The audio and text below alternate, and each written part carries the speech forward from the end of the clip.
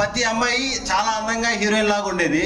ఎవరు బ్రో అసలు ఎవరు క్యాష్ చేశారు ఇదంటే వీళ్ళందరూ డైరెక్టర్ ఫ్రెండ్స్ అండి అన్నారు. ఇంత అందమైన అమ్మాయిలందరితో ఫ్రెండ్షిప్ చేసినందుకు, మీరు మాకు ఫ్రెండ్ అయినందుకు నిజంగా చాలా చాలా థ్యాంక్ యూ బ్రో. క్యారెక్టర్ ఇచ్చిన దానికి థ్యాంక్స్ చెప్దాం అనుకున్నాను. బట్ సినిమాలో ఉండే అమ్మాయిలందరూ డైరెక్టర్ ఫ్రెండ్సే. లేట్ అయితే ముందుగా పంపించాలి కదండి. షూటింగ్ ఇప్పుడు 2 గంటలు లేట్ అయిపోతుందంటే వాళ్ళు ప్రొడ్యూసర్ ఫ్రెండ్స్ వచ్చారు. ఇప్పుడే చేప పట్టారు, పులుసు చేస్తే ఉంటుందండి. ఆ రేంజ్ ట్రీట్మెంట్ చుక్కలు చూపించారు. 7 కేజీల దాకా పెరిగాను నేనైతే భీమవరం షెడ్యూల్ అయిపోయిన తర్వాత. ఇంకా రూమ్కి వెళ్ళేవాళ్ళం. ఏంటి బ్రో ఏంటి సంగతులని. ఇంకా ఫ్రెండ్స్ అందరం పోతాం కదా, లాకు రాజుగారికి అదేది ఇంకా బయటికి పంపడు. అక్కడ మాకు మామూలు టార్చర్ కాదు, ప్రేమించుకుందామంటాడు. మనోడు ఎప్పటి నుంచో ఊతుపదం అది, అన్న ప్రేమించుకుందాం అని.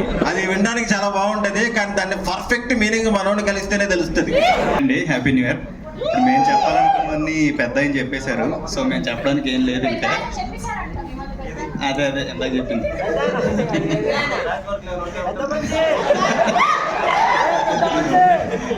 థ్యాంక్ యూ అండి.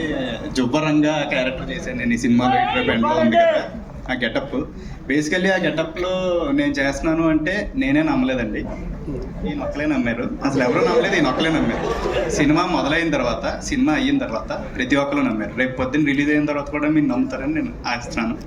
అంతేనండి, నేను ఇంతమంది మాట్లాడవలసిందిగా రిక్వెస్ట్ చేస్తున్నాం. ఇప్పుడు ఫస్ట్ ఆఫ్ ఆల్ ఇక్కడ వచ్చిన వాళ్ళందరికీ థ్యాంక్ యూ అండి, నమస్తే, హ్యాపీ న్యూ ఇయర్. అది సుదర్శన్ చెప్పేశాడు. అదే కాదు, మేము ఏదైతే చెప్పాలనుకున్నాం అన్నీ చెప్పేశాడు, ఏది మిగల్చలేదు. సో నా పెట్టుకుని చెప్పేసావుగా, చెప్పేశాడు. అసలు ఏం ఉంచలేదు సుదర్శన్ అయితే.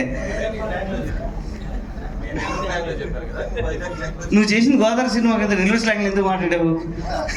అంతా బాగానే ఉంది కానీ మెయిన్ నేను కదా, గోదావరి సినిమా అంటే నేను. అదిగో ఇలా ఉంటుంది సెట్లో.